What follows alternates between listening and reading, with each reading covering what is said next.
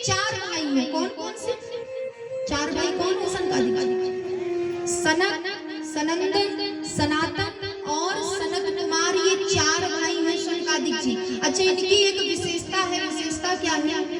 जैसे ही चारों भाइयों का जन्म हुआ, जन्म लेते ही जिस अवस्था में थे उसी अवस्था में ये वन की ओर जाने लगे।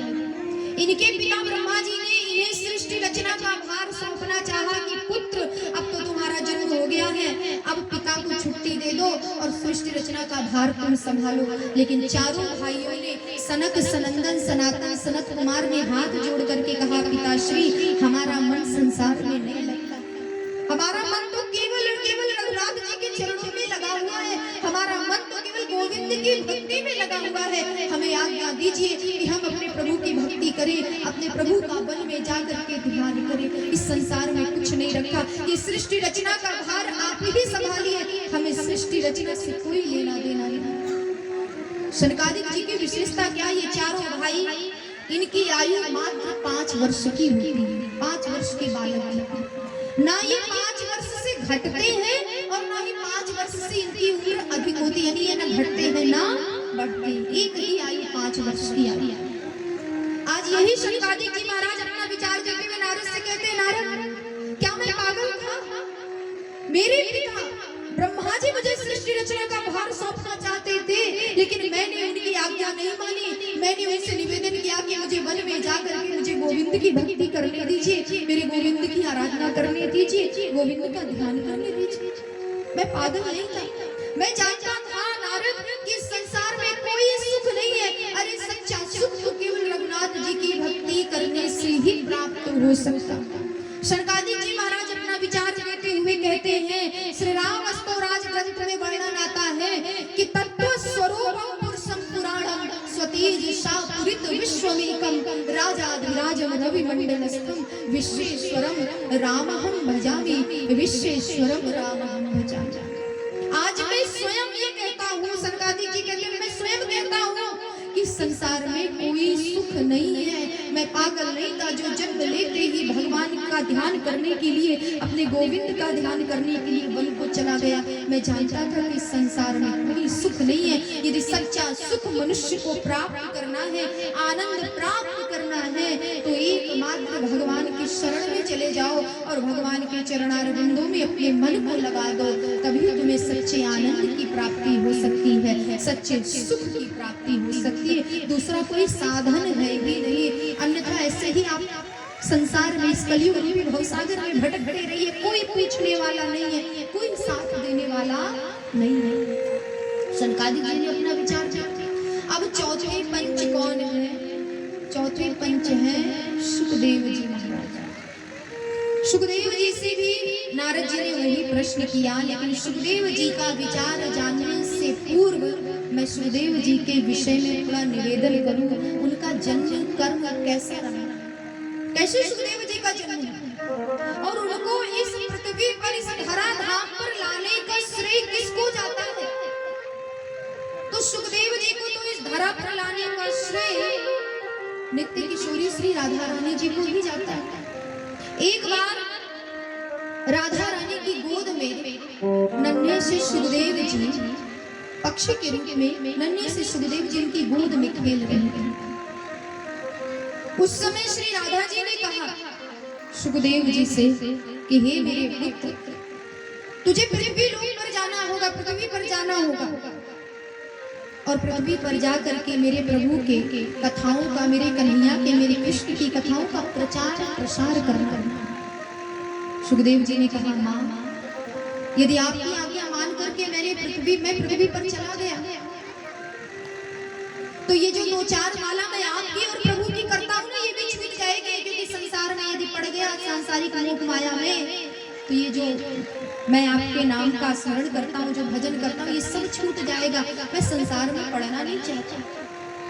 किशोरी जी ने सुखदेव जी को सांत्वना दी, सुखदेव जी को ये समझाया कि पुत्र, सांसारिक माया का तेरे ऊपर कोई प्रभाव नहीं पड़ेगा, ये मेरा आशीर्वाद है, और मेरी आज्ञा मान करके तू पृथ्वी पर चल। वही सुखदेव जी एक बार, अच्छा देखिए, आज नारद जी ही पंच हैं और नारद जी का स्वभाव कैसा है? नारद जी की क्या विशेषता है? कहते हैं जिस घर में कभी कोई झगड़ा ना हो, वहां पर यदि नारद जी का आगमन हो जाए तो वहां तो झगड़े ही प्रारंभ हो जाते हैं। रोज झगड़े होंगे, आए दिन झगड़े होंगे। और जिस घर में रोज झगड़े हो, पति पत्नी में आए दिन झगड़े होते हैं, यदि उस घर में नारद जी का आगमन हो जाए तो वहां झगड़े बंद हो जाते हैं। ये नारद जी की विशेषता है। एक दिन नारद जी बैठे हुए विचार कर रहे थे कि मेरे कारण कई बार ब्रह्मा और ब्रह्माणी में झगड़े हो चुके, मेरे कारण कई बार भगवान श्री हरि विष्णु और माता लक्ष्मी में भी झगड़े हो गए, बस बाकी है तो केवल भगवान शिव और माता पार्वती, बस यही दोनों बाकी है, इनमें कभी कोई झगड़ा नहीं है। आज जरा चलते हैं, भोले बाबा से बहुत दिन हो गए मिले भी नहीं, चल के मिलाते हैं, दर्शन भी कराएंगे और थोड़ा चल करके उनका हाल चाल जाने। ऐसा विचार करके नारद जी नारायण नारायण नारायण करते हुए कैलाश पर पहुंचे। संयोग देखिए कि जिस समय नारद जी कैलाश पर पहुंचे उस समय भगवान शिव वहां पर उपस्थित नहीं, उस समय भगवान शिव वहां पर उपस्थित नहीं थे, केवल माता पार्वती जी। नारद जी का माता ने बड़ा स्वागत सत्कार किया। कहिए नारद जी, बड़े दिनों के बाद आगमन हुआ, बड़े दिनों के बाद आपने दर्शन दिया, अरे इतने दिनों से आप कहाँ थे, दर्शन देने में इतनी देरी क्यों करते? नारद जी ने कहा माँ क्या करूं, अब तो कहीं आने जाने की इच्छा ही नहीं करती। अरे जहाँ भी जाता हूँ ना मैं देखता क्या हूँ कि अब संसार में किसी को किसी से प्रेम ही नहीं रह गया है, घर घर की कहानी हो गई है माँ। पति पत्नी में तो प्रतिदिन झगड़े होते हैं, भाई भाई में झगड़े होते हैं, किसी परिवार में सुख शांति नहीं है। और ये सब देख करके माँ मन बड़ा दुखी हो जाता है, इसलिए कहीं आने जाने की इच्छा ही नहीं करती। क्या क्या माता पार्वती ने कहा नारद मैं दुनिया की बात नहीं जानती, मैं संसार की बात तो नहीं जानती, यदि मेरी बात तुम पूछो तो मैं अपनी बात बताऊं कि भगवान शिव तो मुझसे कितना प्रेम करते हैं कि हम दोनों में तो कभी कोई झगड़ा नहीं हुआ, कभी कोई बात विवाद ही नहीं, बहुत प्रेम करते हैं भोलेनाथ मुझसे। नारद जी ने प्रसन्न होकर के कहा माता ये तो बड़ी अच्छी बात है, भोले बाबा आपसे इतना प्रेम करते हैं। माता ने कहा हाँ नारद मेरे स्वामी मुझसे बहुत प्रेम करते हैं, कुछ उदाहरण देते हो मैया पार्वती ने कहा नारद आपको पता है, कहा जाता है कि गुरु ने कान में जो आपको मंत्र दिया है, गुरु ने दीक्षा लेते समय जो मंत्र आपके कान में फूंका है, उस मंत्र को गोपनीय रखना चाहिए, किसी को नहीं बताना चाहिए, चाहे वो आपके कितना भी आपका सगा क्यों ना हो, आपकी पत्नी क्यों ना हो, किसी को वो मंत्र नहीं बताना चाहिए। कितना भी कोई पूछे कि भाई गुरुदेव ने आपको कौन सा मंत्र दिया है, कभी मत बताइएगा और कभी बताना भी नहीं चाहिए। लेकिन नारद मेरे स्वामी भगवान शिव मुझसे इतना प्रेम करते हैं ना कि गुरु के द्वारा दिए हुए मंत्र को भी मुझे बता दिए है कि उनके गुरु ने उनको कौन सा मंत्र दिया। और दूसरी बात नारद जी ने कहा ये तो माँ बड़ी अच्छी बात है, कहते हैं कि स्वप्न में कभी कभी जब भगवान का कभी दर्शन हो, अब भगवान का दर्शन तो हम साधारण मनुष्यों को ऐसे तो हो नहीं सकता, लेकिन होता है कभी कभी हम अच्छे कुछ स्वप्न देखते हैं, कभी देखते हैं हम मैया सरयू में स्नान कर रहे हैं, गंगा स्नान कर रहे हैं, या आपने कभी मंदिर में गए हैं भगवान का दर्शन करने, ये सब शुभ स्वप्न होते हैं।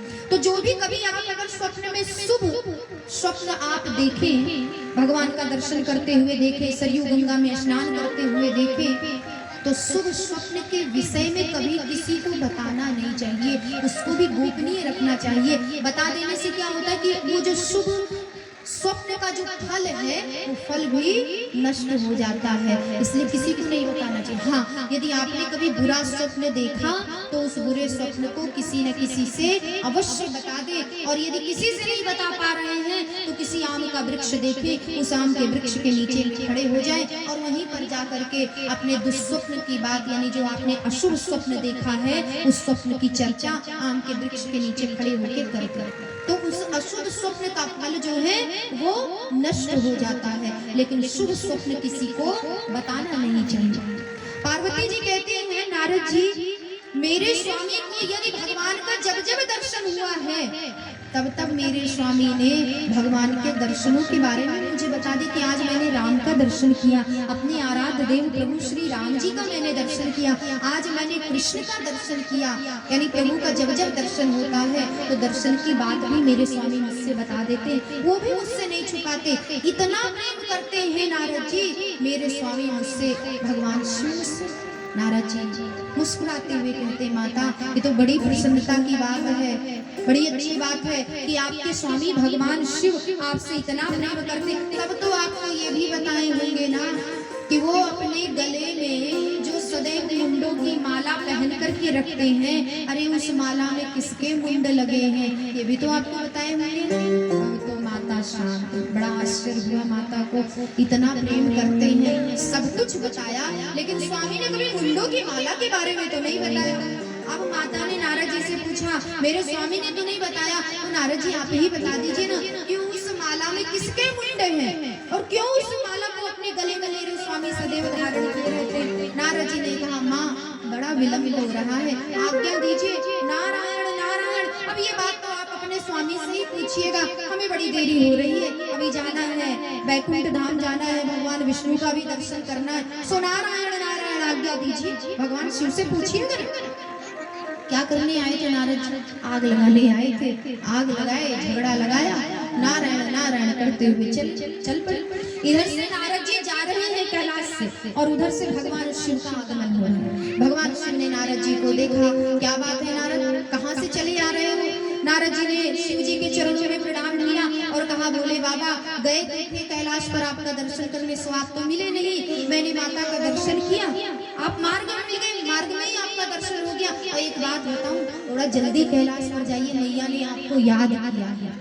अब भगवान शिव को समझते देर नहीं लगी, भगवान शिव भी समझ गए कि कुछ ना कुछ तो नारद अवश्य ऐसा करके आए हैं कि पार्वती मुझे याद कर रही हैं। अर्थात भगवान शिव ने कहा, नारद जहाँ तुम पहुंचे तो माता पार्वती तो भगवान शिव से बात तक नहीं कर रही है, मानो कुपित होकर के, क्रोधित होकर के बैठी हैं। माता भगवान शिव की ओर देखती तक नहीं, बहुत मनाया भगवान शिव ने, देवी क्या बात है, क्यों हमसे रूठी हुई हैं, ऐसा कौन सा हमने अपराध कर दिया, किस बात के कारण आप इतना रूठी हैं? लेकिन माता पार्वती तो बोलने का नाम ही नहीं ले रही। अब बार बार मनोहार करने पर भगवान शिव से माता ने पूछा, माता ने कहा, आपका प्रेम तो केवल दिखावा है, अभी तक आप केवल दिखा रहे थे कि आप मुझसे बहुत प्रेम करते, वास्तव में आप मुझसे कोई प्रेम नहीं करते। भगवान शिव ने कहा, अरे ऐसा मैंने क्या कर दिया जो आपको मेरे प्रेम से ही आपका भरोसा उठ गया, आपको मेरे ऊपर विश्वास नहीं रहा? अरे इस दुनिया में, इस संसार में सबसे अधिक प्रेम मैं आपसे करता हूँ और किसी से इतना प्रेम मैं नहीं करता। किसकी बातों में आप आ गए? पार्वती जी ने कहा, नहीं, आप तो बहुत बड़े झूठे हैं, अगर इतना ही प्रेम करते तो आप अपने गले में ये जो मुंडों की माला दिन रात पहने रहते हैं ना, इन मुंडों की माला के बारे में आपने कभी बताया क्यों नहीं मुझे?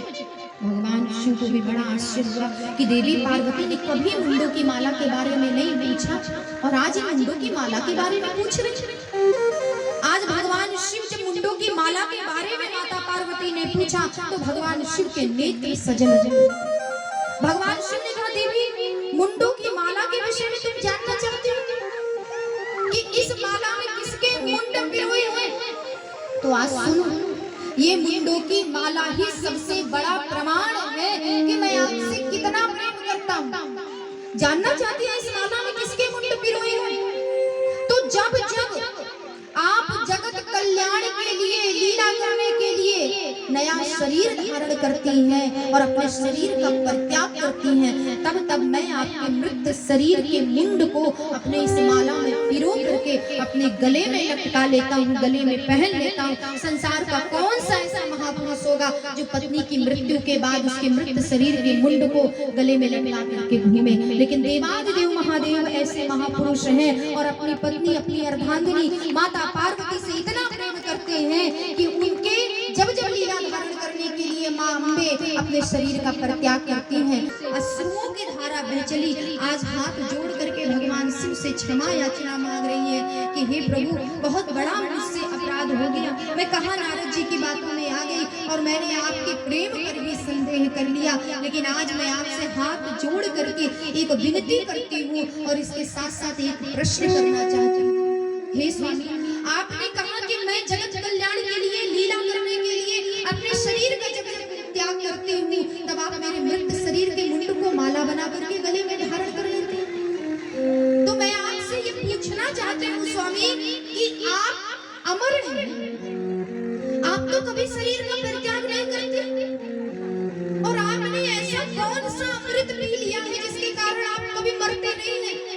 आप अमर हैं। तो जिस अमृत को आपने पिया है स्वामी, उस अमृत का नाम मुझे भी बताइए, कृपा करके मुझे भी वो अमृत आप पिला दीजिए ना।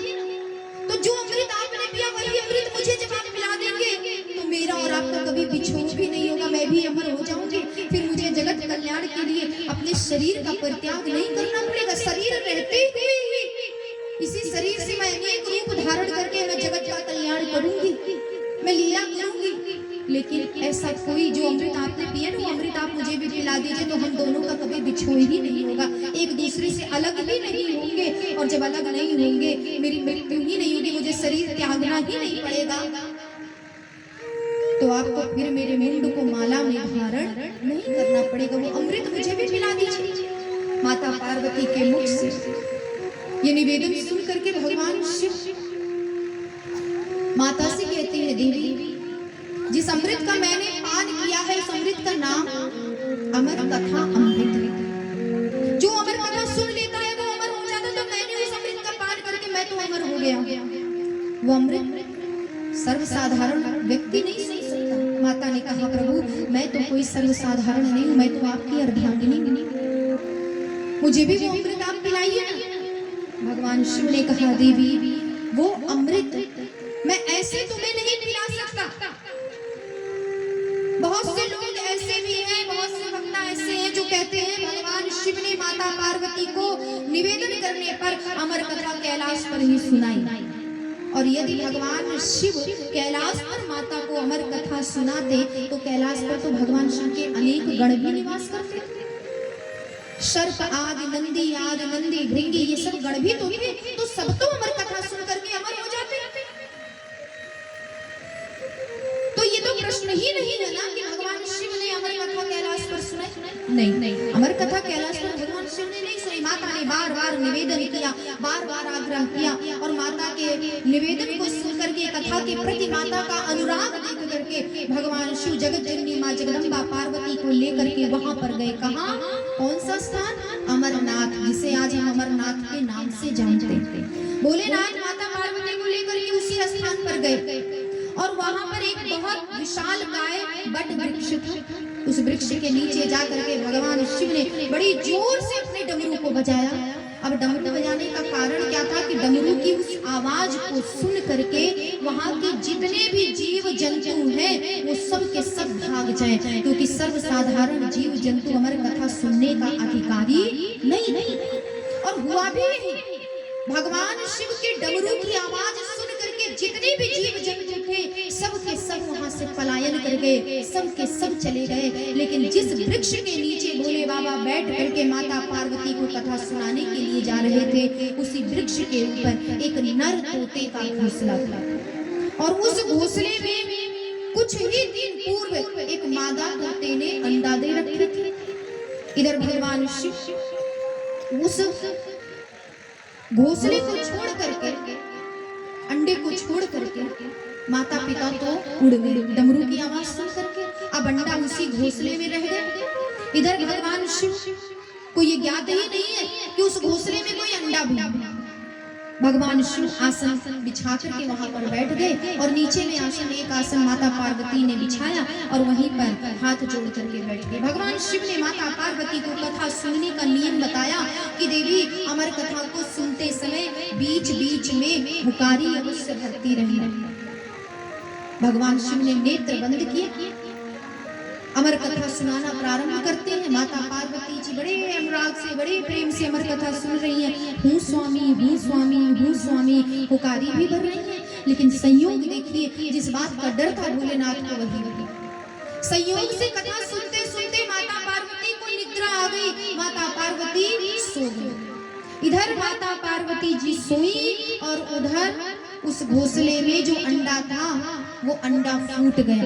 भगवान शिव के द्वारा सुनाई जा रही अमर कथा से वो अंडा पूर्ण रूप से पोषित हो चुका था और इधर माता पार्वती जी जैसे सोई वैसे अंडा फूटा और उस अंडे से जो नन्हा सा सुत निकला, जो तोते का बच्चा निकला, वो बड़े प्रेम से भगवान शिव के द्वारा सुनाई जा रही अमर कथा को श्रवण कर रहा था और हूँ स्वामी हूँ स्वामी हूँ स्वामी पुकारी भी कर रहा था। कथा पूर्ण। सामने जब भगवान शिव देखते हैं, नेत्र खोला, देखते हैं माता पार्वती तो सोई हुई है, फिर हमारे द्वारा सुनाई जा रही अमर कथा को श्रवण कर रहा था। भगवान शिव को भी बड़ा आश्चर्य है, कौन सुना हमारी कथा और कौन पुकारी कर रहा था। इधर उधर देखने लगे, कुछ नहीं दिखाई दिया। जब भगवान शिव की दृष्टि उस घोंसले पर गई, उस वृक्ष के ऊपर जो घोंसला था उस घोंसले को भगवान ने देखा, उसमें नन्हा सा सुक बोल रहा है।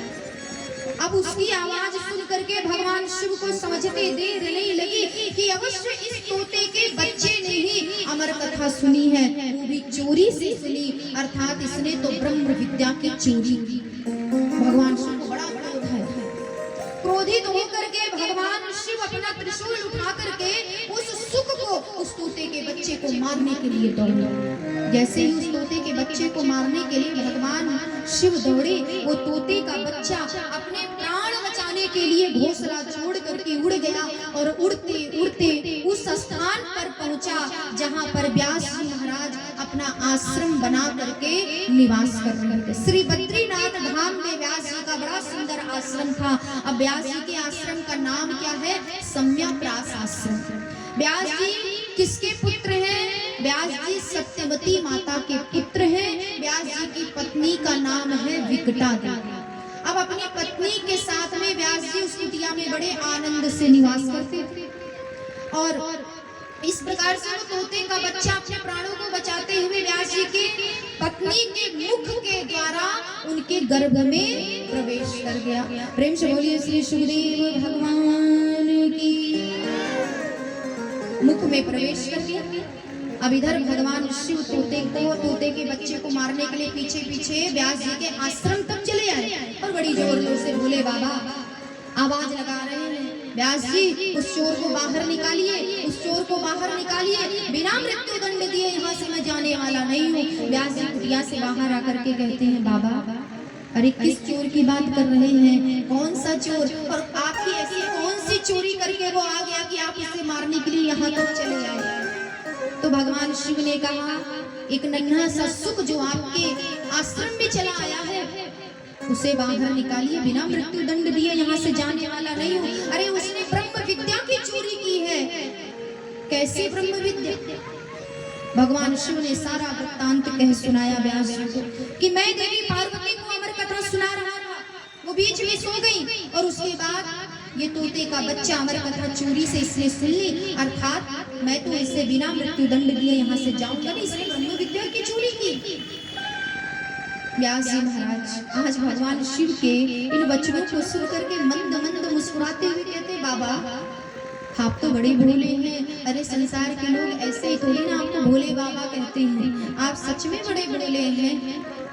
अरे अभी आप ही ने तो कहा कि उस तोते के बच्चे ने अमर कथा सुन लिया है और आप ही ने तो ये नियम बनाया है ना भोलेनाथ कि जो अमर कथा सुनेगा वो अमर हो जाएगा, तो भले ही चोरी से सही, लेकिन जब वो अमर कथा सुन चुका है तो वो तो अमर हो गया, फिर आप उसे मृत्यु दंड कैसे दे सकते हैं? दुनिया के लोग ऐसे नहीं आपको भोले बाबा कहते हैं। प्रेम से बोलिए देवादिदेव महादेव भगवान भोलेनाथ की। आइए हम सभी लोग प्रेम और भाव से ऐसे भगवान शिव के नाम का स्मरण करते हुए आगे की चर्चा में निवेदन करूं। सभी लोग तालियों की सेवा देते हुए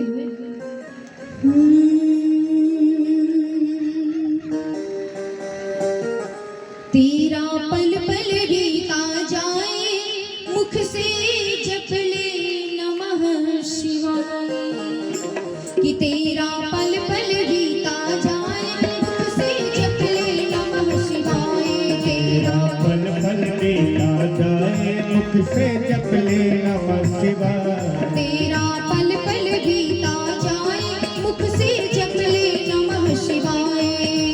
पल पल बीता जाए मुख से जप ले नमः शिवाय। ओम नमः शिवाय, ओम नमः शिवाय, ओम नमः शिवाय, ओम नमः शिवाय। ओम नमः शिवाय, ओम नमः शिवाय, ओम ओम नमः शिवाय, ओम नमः शिवाय।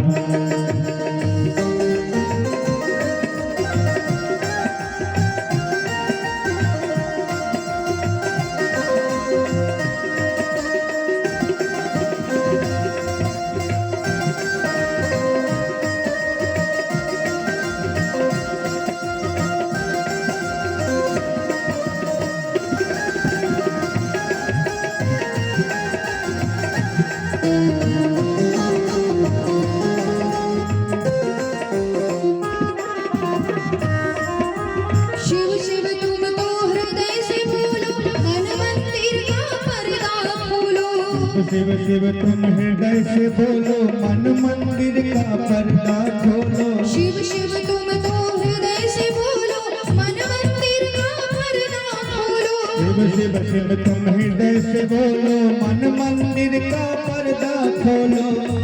तेरा अवसर खाली न जाए, मुख से जप ले नमः शिवाय। तेरा अवसर खाली न जाए, मुख से जप ले नमः शिवाय। तेरा पल पल बीता जाए, मुख से जप ले नमः शिवाय।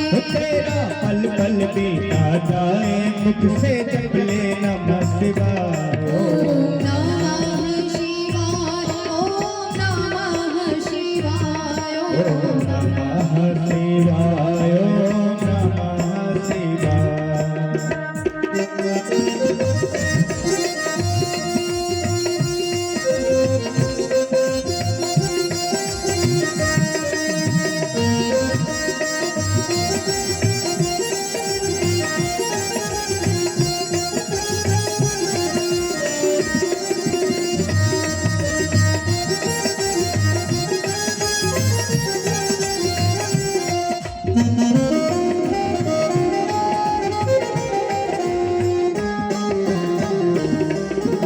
ये दुनिया पंछी का मेला, समझो उड़ जाना है अकेला। ये दुनिया पंछी का मेला, समझोड़ जाना है अकेला। ये दुनिया पंछी का मेला, समझो उड़ जाना है अकेला। ये दुनिया पंछी का मेला, समझोड़ जाना है अकेला। तेरा तन मन साथ न जाए, मुख से जप ले नमः शिवाय। तेरा पल पल बीता जाए, मुख से जप ले नमः शिवाय। तेरा पल पल बीता जाए, मुख से जप ले नमः शिवाय। तेरा पल पल बीता जाए, मुख से जप ले नमः शिवाय। ओम नमः शिवाय, ओम नमः शिवाय, ओम नमः शिवाय, ओम नमः शिवाय।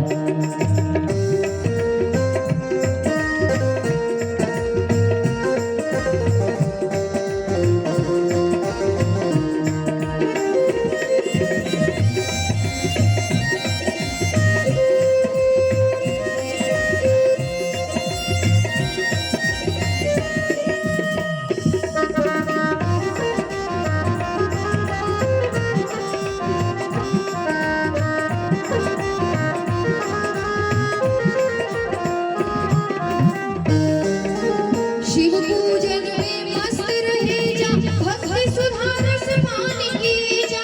भजन में मस्त रहे जा, सुध का रस का पान किए जा। शिव पूजन में मस्त रहे जा, भक्ति सुधा रस पान किए जा। भोजन में मस्त रहे जा, भक्ति सुधा रस पान किए जा। दर्शन विश्वनाथ के पाए, मुख से जप ले नमः शिवाय। दर्शन विश्वनाथ के पाए, मुख से जप ले नमः शिवाय। तेरा पल पल बीता जाए, मुख से जप ले नमः शिवाय। तेरा पल पल बीता जाए, मुख से जप ले नमः शिवाय। ओम नमः शिवाय, ओम नमः शिवाय। शिवाय ओम नमः शिवाय ओम नमः शिवाय।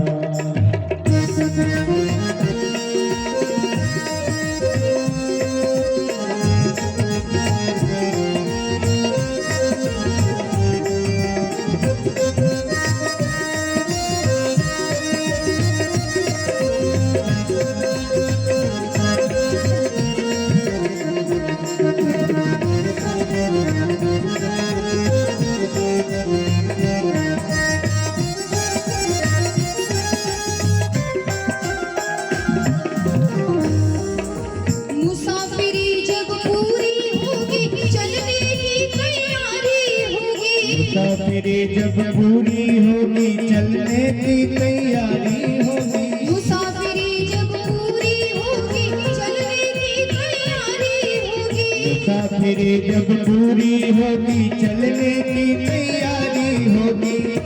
तेरा पिंजड़ा यही रह जाए मुख से जप ले नमः शिवाय। तेरा पिंजड़ा यही रह जाए मुख से जप ले नमः शिवाय। तेरा पल पल बीता जाए मुख से जप ले नमः शिवाय। तेरा पल पल बीता जाए मुख से जप ले नमः शिवाय। ओम नमः शिवाय ओम नमः शिवाय ओम नमः शिवाय ओम नमः शिवाय। तेरा पल पल बीता जाए मुख से जप ले नमः शिवाय। तेरा पल पल बीता जाए मुख से जप ले नमः शिवाय। तेरा पल पल बीता जाए मुख से जप ले नमः शिवाय। तेरा पल पल बीता जाए मुख से जप ले नमः शिवाय। मुख से जप ले नमः शिवाय। मुख से जप ले नमः शिवाय। प्रेम से बोलिए भूत भामन भगवान भोलेनाथ की जय प्रेम से बोलिए मैया पार्वती। जय। आइए पुनः उसी प्रश्न पर मैं निवेदन कर रही थी। भगवान शिव जिस नन्हे से सुख को तोते के बच्चे को दंड देने के लिए आए थे, प्राण दंड, आज वही भगवान शिव व्यास जी की बातों को सुन करके, क्योंकि व्यास जी ने कहा बाबा आप तो बड़े भोले हैं, अरे आप ही ने तो नियम बनाया है कि जो अमर कथा सुन लेगा वो अमर हो जाएगा। और फिर भले ही चोरी से सही, यदि उस तोते के बच्चे ने अमर कथा आपके द्वारा आपके मुख से सुन ली तो अमर हो गया, फिर आप उसे कैसे मार सकते हैं? और यदि आपने उसे मृत्यु दंड दे भी दिया तो आपका बनाया हुआ नियम टूट जाएगा। आज भगवान शिव व्यास जी के वचनों को सुन करके उसी समय उनका क्रोध वहीं शांत हो गया। और जिस तोते के बच्चे को भगवान शिव प्राण दंड देने के लिए आए गए, आज उसी तोते के बच्चे को अनेक प्रकार से आशीर्वाद दे करके वहां से लौट गए। और वही तोते का बच्चा, वही नन्हा सा शुक व्यास जी की पत्नी के गर्भ में निवास कर रहा है, पल रहा है। कई वर्ष व्यतीत हो गए। व्यास जी और व्यास जी की पत्नी बहुत अनुनय विनय करते हैं, बेटा सुखदेव अब तो माता के गर्भ से बाहर आ जाओ, पुत्र सुखदेव अब तो माँ के गर्भ से आ जाओ, बाहर आ जाओ। सुखदेव जी ने माता के गर्भ को ही मानो तपस्थली बना दिया। गर्भ में ही रह करके भगवान की तपस्या कर रहे हैं, भगवान के ध्यान में लीन हैं।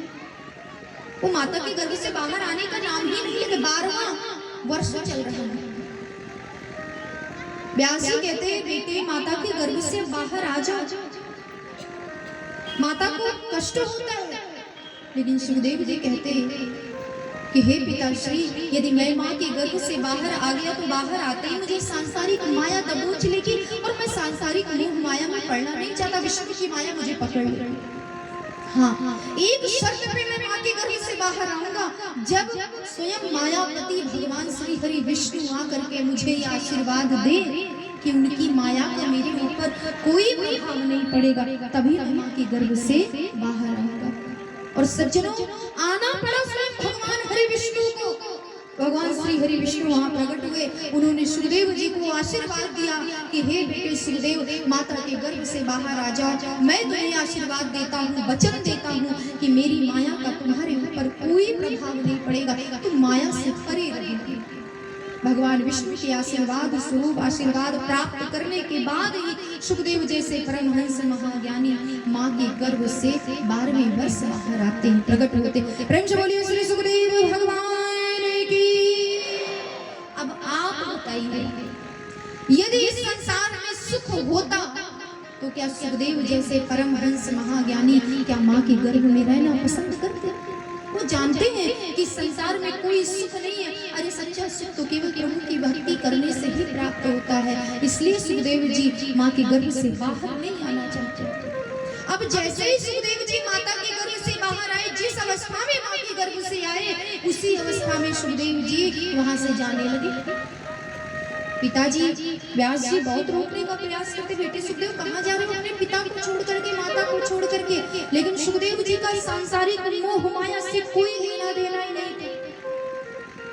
किसी से कोई मोह माया नहीं थी, चाहे माता हो चाहे पिता हो, दुनिया संसार में कोई भी हो। क्यों? क्योंकि पहले भगवान विष्णु का आशीर्वाद उनको प्राप्त था। जिस अवस्था में माता के गर्भ से बाहर आते हैं, सुखदेव जी प्रकट होते हैं, उसी अवस्था में बिल्कुल नग्न धिरंग अवस्था में शरीर पर एक कौपीन, एक लंगोटी तक नहीं है सुखदेव जी। उसी अवस्था में वो भागने लगे, तपस्या करने के लिए वन की ओर जाने लगे। अब उनके पीछे पीछे उनके पिता व्यास जी भी उनके पीछे पीछे चले जा रहे हैं, उनको पुकारते हुए कि बेटे सुखदेव लौट आओ, बेटे सुखदेव लौट आओ, बेटे सुखदेव लौट आओ। लेकिन सुखदेव जी को कोई लेना देना नहीं, वो तो आगे बढ़ते चले जा रहे हैं। और उसी वन में पहुंच गए सुखदेव जी, जिस वन में उनको तपस्या करनी थी। और उनके पीछे पीछे उनके पिता व्यास जी भी जा रहे हैं। अब ध्यान दीजिए, जिस मार्ग से सुखदेव जी गए थे, उसी मार्ग में एक बड़ा सुंदर तालाब था, बड़ा सुंदर सरोवर था। और उस सरोवर में गांव की कुछ 9 युवतियां स्नान कर रही थी। उन्होंने जैसे ही व्यास जी को इधर से आते हुए देखा, दौड़ करके गई, अपने अपने वस्त्रों को धारण करके व्यास जी के पास आकर के हाथ जोड़ करके खड़ी हो गई और कहने लगी, बाबा आपको जरा सी भी शर्म नहीं आती? आपको जरा भी लज्जा नहीं आई? अरे हम 9 युवतियां यहाँ स्नान कर रही हैं और आपको तो ज्ञात है ना कि इस घाट से पुरुषों का आना मना है, फिर भी आप इसी घाट से चले जा रहे हैं, इसी मार्ग से चले जा रहे हैं। आपको शर्म नहीं आती, लज्जा नहीं आती? 9 युवतियों के ऐसे वचनों को सुन करके आज व्यास जी कहते हैं, बेटी मैं तो तुम्हारे पिता के समान हूँ, मैं वृद्ध हो चुका हूँ, तुम्हारे पिता के समान हूँ। मुझे कहती हूँ कि मुझे शर्म आनी चाहिए, मुझे लज्जा आनी चाहिए। एक बात बताओ, अभी मेरा सुंदर पुत्र, नवयुवक पुत्र इधर से जब गया, उसे देख करके तुम लोगों ने अपने वस्त्र नहीं पहने, उसे देख करके भी तुम लोग स्नान करती रही, उसे देख करके तुम लोगों को शर्म नहीं आई, लज्जा नहीं आई, और मुझे कहती हूँ मुझे लज्जा आनी चाहिए। अरे मैं तो वृद्ध हो चुका हूँ, तुम्हारे पिता के समान हूँ। एक पिता के सामने बेटी कितनी भी बड़ी हो जाए, उसकी नन्ही सी कन्या ही रहती है, नन्ही सी पुत्री ही रहती है। तो तुम तो मेरी सब पुत्री हो, पुत्री के समान। 9 युवतियों ने व्यास जी के मुख से जब ऐसे वचन सुने, तो उन 9 युवतियों ने व्यास जी से कहा, दादा आपने सत्य कहा। जब आपका सुंदर पुत्र इधर से गया, सुखदेव जी जब इधर से गए, तो उन्हें देख करके हमने वस्त्र नहीं पहने, वो इधर से जा रहे थे, फिर भी हम स्नान करते रहे, हमने वस्त्र नहीं पहना। क्यों नहीं पहना? क्योंकि आप जानते हैं आपके पुत्र का, सुखदेव का चरित्र कैसा है। अरे आपके पुत्र सुखदेव का तो ऐसा महान चरित्र है, अरे उसे तो अभी इंद्रियों का ज्ञान ही नहीं है। अरे जिसे इंद्रियों का ज्ञान ही नहीं हो, जिसको मालूम ही ना हो कि स्त्री और पुरुष में भेद क्या होता है, अंतर क्या होता है, उसके सामने तो हम कितने भी वस्त्र पहन ले नग्न ही रहेंगे। यानी वस्त्र पहने तो भी और नहीं पहने तो क्या फर्क पड़ता है, क्योंकि उसे इंद्रियों के बारे में पता ही नहीं कि स्त्री और पुरुष में क्या भेद होता है, क्या अंतर होता है। ऐसा चरित्र है आपके पुत्र का। लेकिन आपको तो इंद्रियों का ज्ञान है, और जिसे इंद्रियों का ज्ञान हो उसे ऐसी गलती नहीं करनी चाहिए। भले ही आप वृद्ध हैं, लेकिन आपको इस घाट से नहीं जाना चाहिए। आज अपने पुत्र के विषय में जान करके व्यास जी के मुख से व्यास जी के नेत्रों से अश्रु प्रवाह उछला, अश्रु छलक रहे। आज व्यास जी अपने आप को धन्य मान रहे हैं कि मैं कितना भाग्यशाली हूँ, कितना भाग्यवान हूँ। मैं तो आज धन्य हो गया, मेरा जीवन धन्य हो गया कि सुखदेव जैसे पुत्र की मुझे प्राप्ति हुई और सुखदेव जैसे पुत्र के पिता बनने का मुझे गौरव प्राप्त हुआ। ऐसा महान चरित्र है मेरे पुत्र का। उन नौ योगियों की बात सुन करके व्यास जी महाराज फिर कोई उत्तर नहीं देते हैं, सीधे दृष्टि नीचे करके आगे बढ़ गए और वहां पहुंच गए जहां पर उस वन में पहुंचे जहां पर सुखदेव जी भगवान का ध्यान कर रहे थे, तपस्या कर रहे थे। उस वन में पहुंचे, कहीं सुखदेव जी दिखाई नहीं दे रहे, लेकिन फिर भी आज व्यास जी अपने पुत्र के मुंह में ऐसे बंधे हैं कि अपने पुत्र को फिर भी पुकार रहे हैं, बेटे सुखदेव कहाँ हो, बेटे सुखदेव कहाँ हो, मेरे सामने तो आओ, एक बार मेरे सामने आ जाओ। पुत्र का मोह ही ऐसा होता है। व्यास जी भी पुत्र मोह में फंस गए, कहाँ हो बेटे सुखदेव कहाँ हो, लेकिन सुखदेव जी तो सामने नहीं है। हाँ, जंगल के जितने भी वृक्ष थे उन वृक्षों से केवल एक ही आवाज निकली, सुको महम, अर्थात सुखदेव तो मैं हूँ सुखदेव। अब तो व्यास जी भी किम कर्तव्य विमूढ़ हो गए कि ऐसे तो मैं अपने पुत्र को वापस नहीं ले जा सकता, बिना पुत्र के ही करे तो क्या करे, कुछ कर भी नहीं सकते, खाली हाथ अपने आश्रम को लौट गए, बड़े दुखी हुए। विचार करिए, इतने बड़े विद्वान जो पुराणों के रचयिता हैं, जिन्होंने अनेक वेदों की रचना की, ऋग्वेद, सामवेद, यजुर्वेद, अथर्ववेद, 18 पुराणों की जिन्होंने रचना की, लेकिन अभी भी उनके मन को शांति नहीं है। अच्छा, कभी कभी प्रश्न उठता है कि सुखदेव जी के पिता व्यास जी को भागवत जी को लिखने की क्या आवश्यकता पड़ी, क्यों लिखा, क्यों भागवत की रचना की? मैं संक्षेप में ही निवेदन करूंगा।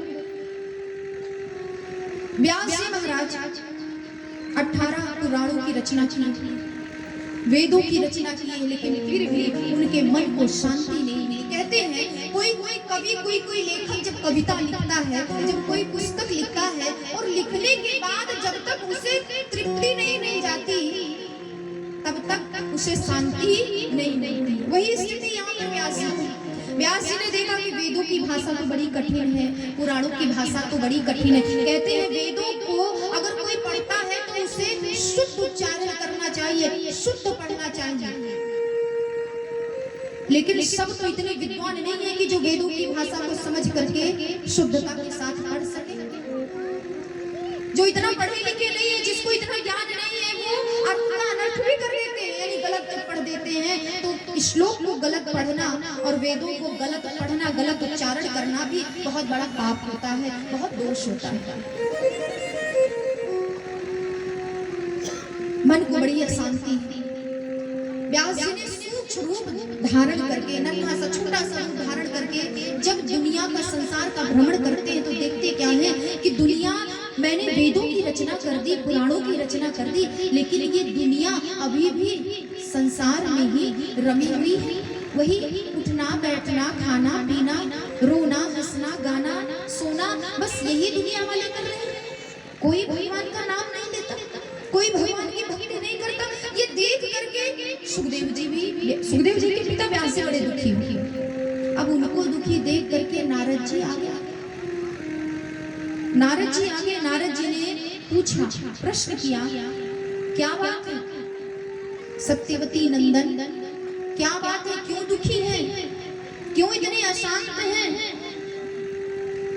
तो उस समय व्यास जी ने नारद जी से अपने मन की बात कही थी कि मैंने पुराणों की रचना की नारद, मैंने वेदों की रचना की नारद, लेकिन अभी भी मन को शांति नहीं मिली। अब मैं करूं तो क्या करूं? अभी भी ये दुनिया के लोग कैसे भगवान की भक्ति करेंगे, कैसे इनके मन में मेरे कन्हैया, मेरे गोविंद की भक्ति आएगी, कैसे इनके मन में प्रभु के लिए अनुराग जागृत होगा, कैसे मैं संसार को धर्म की ओर मोड़ूं?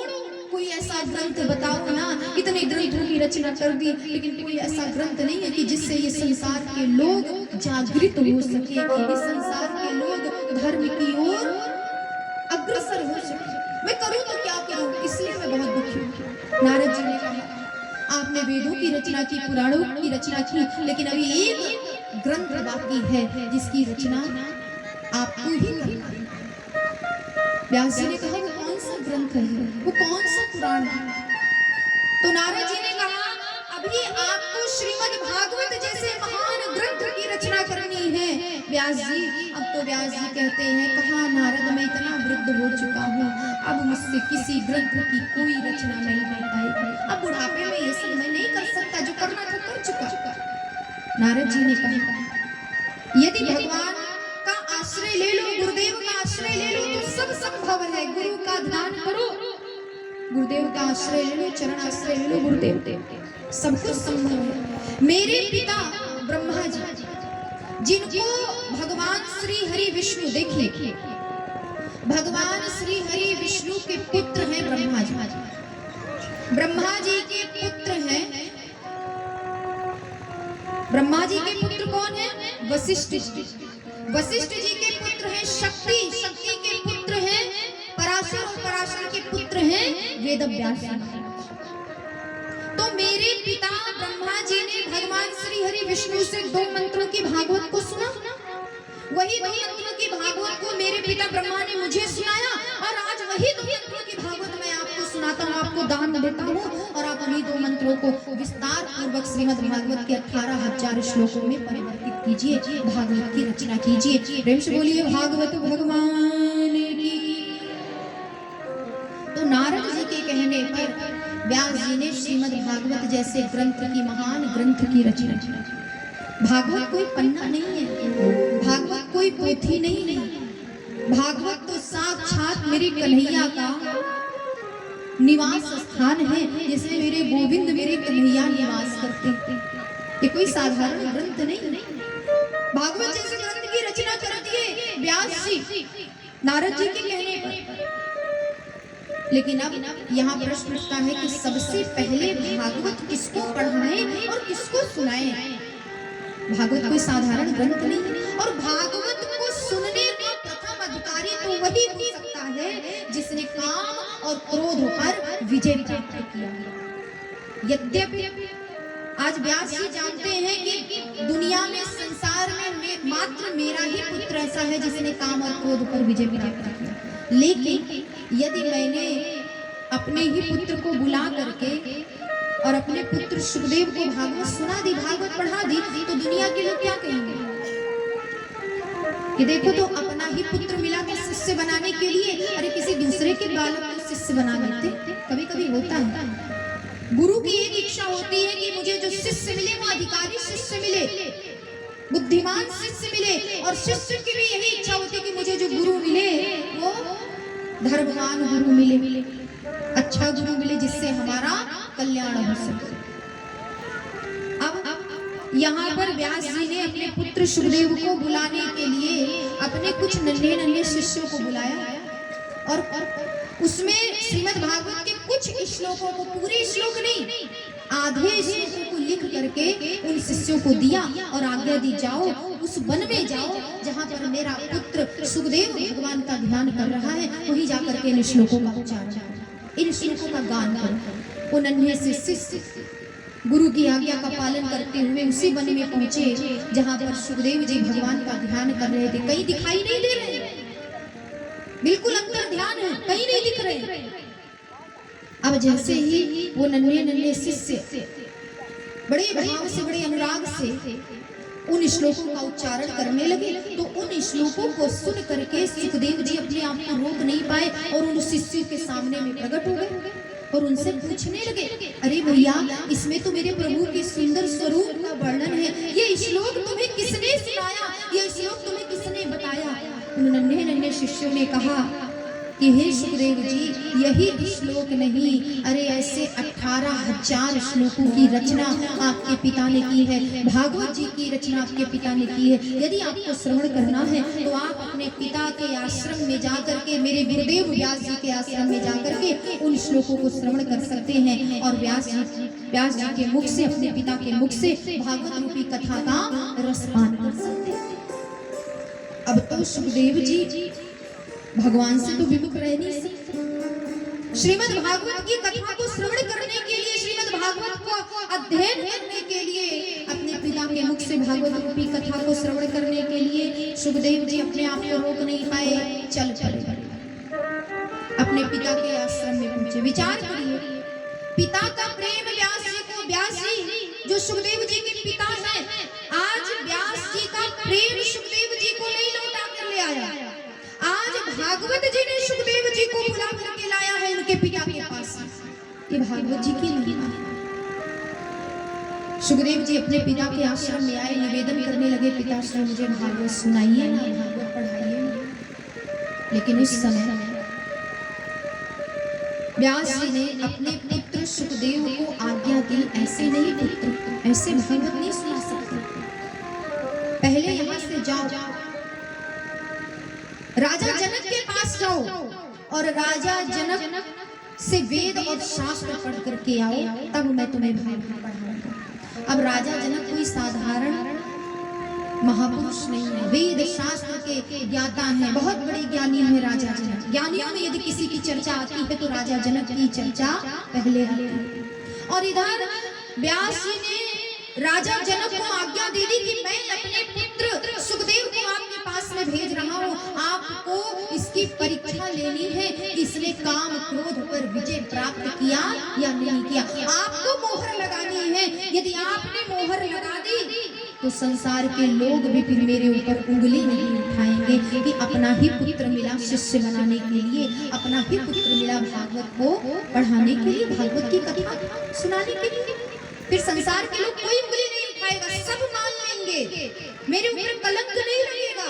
इसलिए जनक जी को आज्ञा दी कि मैं अपने पुत्र को भेज रहा हूँ, इसकी परीक्षा ले लेना, ठोक बजा करके देख लेना, ये भागवत सुनने का अधिकारी है भी नहीं है। ये तो मात्र व्यास जी की लीला थी, जो स्वयं वेद और शास्त्र की ज्ञाता हैं। सुखदेव जी वेद और शास्त्र के स्वयं स्वरूप हैं, केवल परीक्षा लेने के लिए उनको जनक जी के यहाँ भेजा, और कोई दूसरी बात नहीं। इधर राजा जनक को सेवकों से पता चला कि व्यास नंदन का आगमन हुआ है, सुखदेव जी पधारे हैं, तो राजा जनक जी ने अपने सेवकों से कहा, जाओ जाकर के कह दो कि अभी जनक जी के पास समय नहीं है, जब समय होगा तब महल में बुलाएंगे। विचार कर राजा जनक ने ऐसा कहलवा दिया। आकर के सेवकों ने कहा, हे व्यास नंदन, अभी हमारे राजा के पास में समय नहीं, उन्होंने कहा है अपनी प्रतीक्षा करिए। अब कोई कितना प्रतीक्षा कर सकता है? आज एक दिन बीत गए, 2 दिन बीत गए, 3 दिन बीत गए, 4 दिन, आज 5वां दिन है। 5 दिनों से सुखदेव जी राजा जनक के द्वार पर खड़े हैं, 1 मिनट ना कहीं बैठे ना सोए, बस खड़े हैं। जिस अवस्था में है उसी अवस्था में खड़े। 5वां दिन। आज आपको किसी की 10 मिनट प्रतीक्षा करनी होती है तो आपका बीपी हाई होने लगता है।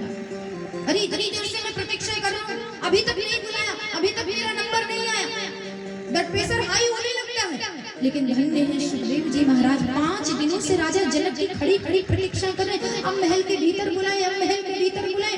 वो जो सैनिक थे, जो सेवक थे, आज उनके भी नेत्रों में अश्रु आ गए। वो रोते हुए जनक जी के पास में गए और कहने लगे, महाराज ऐसा महापुरुष तो हमने अपने जीवन में नहीं देखा, अरे अरे कृपा करके उनको बुला लीजिए।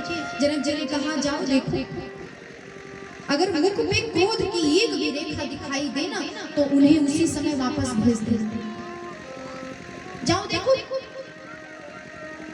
और अगर ऐसा नहीं है तो उन्हें आदर सम्मान के साथ महल के भीतर ले आना। सेवक गण गए, सुखदेव जी को देखते हैं, वही मुख पर वही तेज है, जरा सी मुख पे कोई मलिनता नहीं है। प्रसन्न चित्त से सुखदेव जी अभी भी प्रतीक्षा कर रहे हैं कि अब तो राजा जनक का संदेश आएगा, अब तो मुझे महल में बुलाएंगे। उसी समय सेवक आ गए, उनके मुख को देखते ही उनसे निवेदन करने लगे, महाराज ने आपको याद किया है, चलिए। सम्मान सहित उनको महल के भीतर ले गए। अब इस बात में तो राजा जनक जी ने मोहर लगा दी कि ब्रह्मा की सृष्टि में जिसने क्रोध पर विजय प्राप्त किया वो केवल और केवल व्यास के पुत्र सुखदेव है, दूसरा और कोई नहीं है। अब एक बात तो तय हो गई, निश्चित हो गई कि क्रोध पर विजय प्राप्त करने वाले केवल और केवल सुखदेव जी हैं, दूसरा कोई महापुरुष नहीं है। लेकिन अभी काम पर इन्होंने विजय प्राप्त किया नहीं की, इस बात की परीक्षा लेनी बाकी रह गई। तो जनक जी ने क्या किया, महल के भीतर तो सुखदेव जी को बुलाया। खिलाया, लेकिन स्वयं कहीं जा करके छुप गए और वहीं से सब कुछ देख रहे हैं। क्या देख रहे हैं? वहां सबको आज्ञा दे दिए, जितने भी पुरुष थे, पुरुष वर्ग के जितने भी लोग थे, जितने भी सेवक आदि थे, सबको आज्ञा दे दिए कि कोई भी पुरुष वर्ग के लोग सुखदेव जी के आसपास दिखाई भी नहीं देंगे, सब यहाँ से हट जाओ। तो सब हट गए। केवल और केवल सुखदेव जी के आसपास उनकी सेवा में, उनके स्वागत में केवल 9 युवतियां, सुंदर सुंदर कन्याएं और स्त्रियां। अब ऐसे ऐसे सुंदर कन्याएं, ऐसी ऐसी सुंदर स्त्रियां जो सुखदेव जी के पास आ गई, उनको चारों तरफ से घेर के खड़ी हो गई और राजा जनक दूर से ये सारी लीला का दर्शन कर रहे हैं, छुप करके देख रहे हैं। कहीं से देखते क्या है, सारी 9 युवतियां सुखदेव जी के आसपास खड़ी हैं। कोई नवयुवती सुखदेव जी को पंखा झल रही है, कोई नवयुवती सुखदेव जी को तांबूल यानी पान समर्पित कर रही है, महाराज पान खा लीजिए। कोई नवयुवती सुखदेव जी के लिए 56 प्रकार के भोग यानी भोजन के लिए निवेदन कर रही है, भोजन तो करिए महाराज। और यहाँ तक कि कोई युवती सुखदेव जी का आलिंगन ही करने लगी, यानी उनको पकड़ने लगी।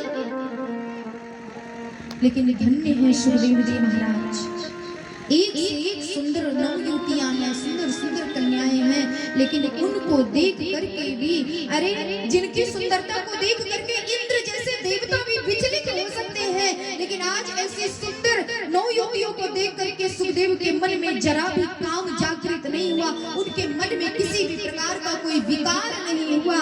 ये दृश्य देख करके राजा जनक दौड़ते हुए आए और आज सुखदेव जी के चरणों को पकड़ करके कहने लगे, अरे धन्य है महाराज, आप धन्य है व्यास नंदन, मैं आपको वेद और शास्त्र क्या पढ़ाऊंगा, अरे आप तो स्वयं वेद और शास्त्र के ज्ञाता हैं। ये जो कुछ भी मैंने किया ये सब आपके पिता की आज्ञा से किया मैंने, इसमें मेरा कोई दोष नहीं है। आपके पिता ने आज्ञा दी थी आपकी परीक्षा लेने के लिए, सो आज मैं इस बात पर मोहर लगाता हूँ कि ब्रह्मा के बनाए हुए इस संसार में यदि कोई महापुरुष है जिसने काम और क्रोध पर विजय प्राप्त किया तो केवल और केवल व्यास नंदन श्री सुखदेव जी महाराज हैं, दूसरा कोई नहीं है। प्रेम से बोलिए सुखदेव भगवान की।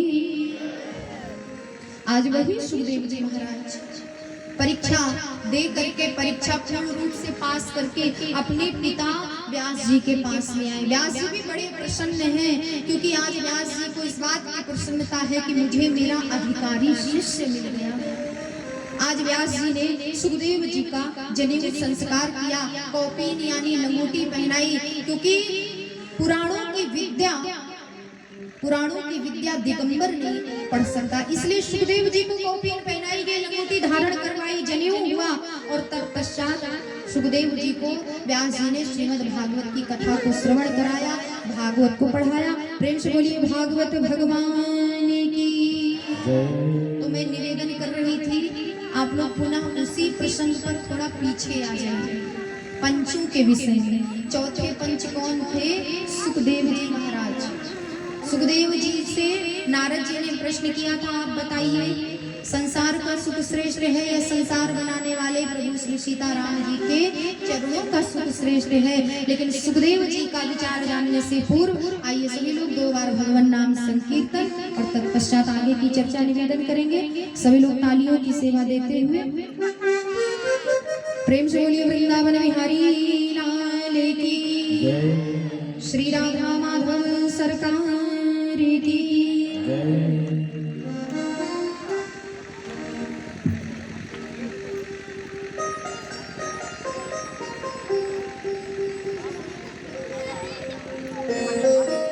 वृंदावनी के बांके बिहारी, ओ हमसे पर्दा करो ना पुरारी।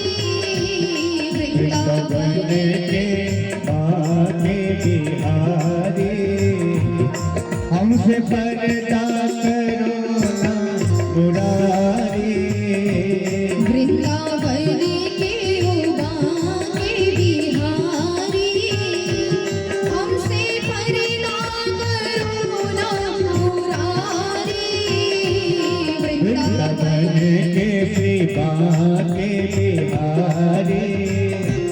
हमसे पर्दा करो ना मुरारी।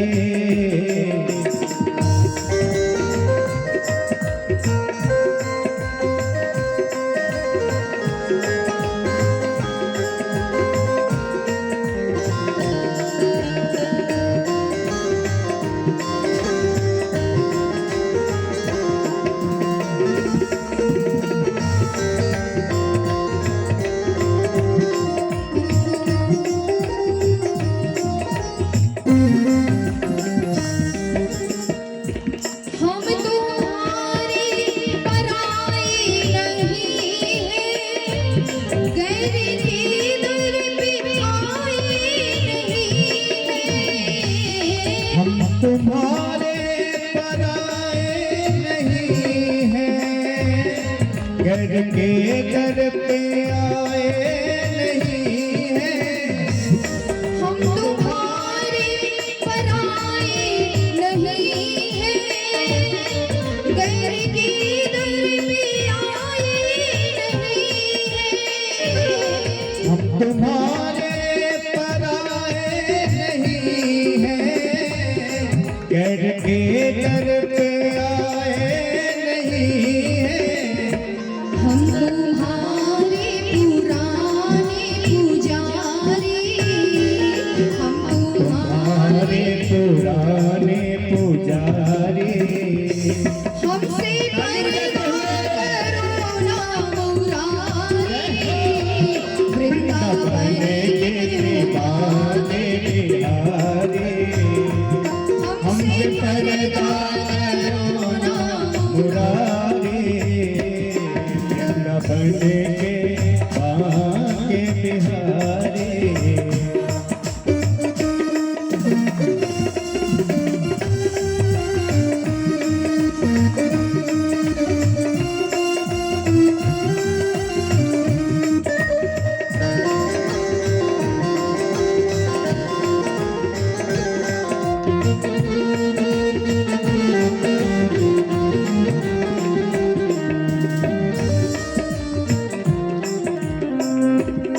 हरिदासी के राजे दुलारे, नंद यशोदा के आंखों के तारे। राजा के आँखों के तारे, सबकी आँखों के आँख के तारे। हरिदासी के राजे दुलारे, नंद यशोदा के आंखों के तारे। हरिदास के आँखों दुलारे, नंद यशोदा के आँख के तारे। राधा की सावरी गिरधारी, राधा की सावरी गिरधारी। हमसे पर्दा करो ना मुरारी, वृंदावन के कृपा के बिहारी। हमसे पर्दा करो ना मुरारी, वृंदावन के युवा के बिहारी। हमसे पर्दा करो ना मुरारी, वृंदावन के कृपा के बिहारी। हमसे पर्दा करो ना मुरारी।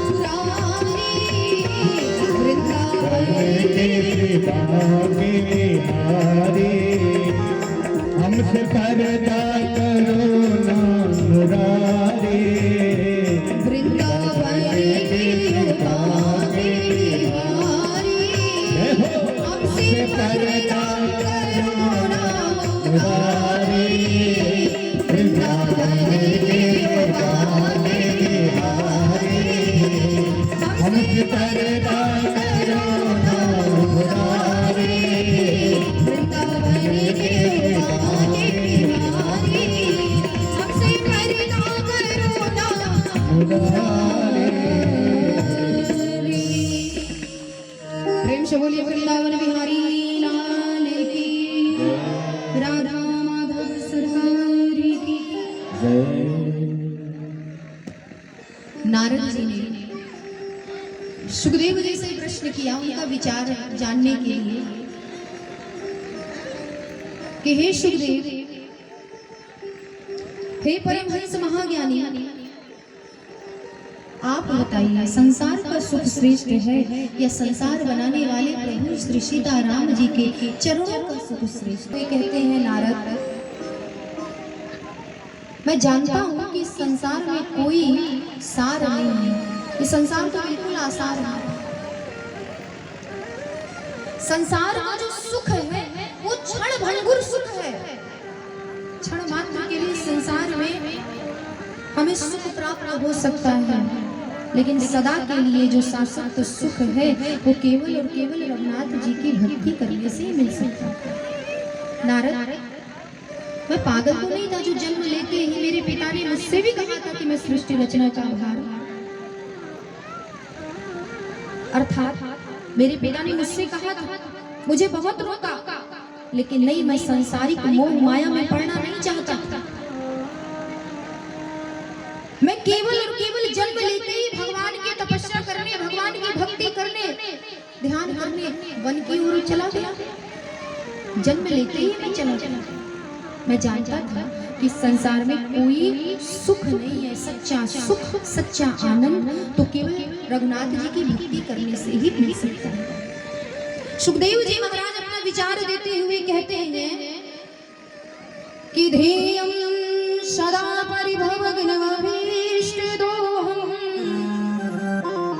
तीर्थास्पदं शिवविरञ्चिनुतं शरणं, भीरतार्तिहं प्रणतपाले भवाब्धिकोतं, वन्दे महापुरुष ते चरणारविन्दं, वन्दे महापुरुष ते चरणारविन्दं। मैं सुखदेव आज संसार के मनुष्यों से ये कहता हूँ, वंदे महापुरुष ते चरणारविंदम, एकमात्र उस महापुरुष के चरणों का ही ध्यान करना चाहिए, उस महापुरुष के चरणों की वंदना करना चाहिए। वो महापुरुष कौन है? वो महापुरुष कौन है? वो महापुरुष कोई और नहीं है, परब्रह्म परमेश्वर राघवेंद्र सरकार ही महापुरुष हैं। उन्हीं को महापुरुष की संज्ञा दी गई। वैसे श्रीमद् भागवत तो कृष्ण पर ग्रंथ है, श्रीमद् भागवत में मेरे कन्हैया की भी चर्चा है, लेकिन श्रीमद् भागवत के 18,000 श्लोकों में यदि किसी को महान पुरुष की संज्ञा दी गई है तो केवल हमारे राम जी हैं, हमारे ठाकुर जी हैं। प्रेम से बोलिए श्री राघवेंद्र सरकार की, श्री कवि भवन बिहारी जो बिहारणी